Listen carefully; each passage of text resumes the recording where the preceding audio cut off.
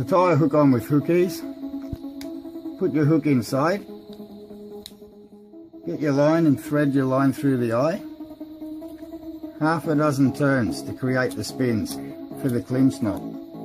Through the bottom loop, out the top locks it. Wet the line and pull the knot tight safely. On the back there's a line cutter. Trim it off. Perfect knot. When you finish fishing, put your hook back inside. Clip it onto the rod and travel in the car or the boat fully rigged safely. No injury to passengers or pets.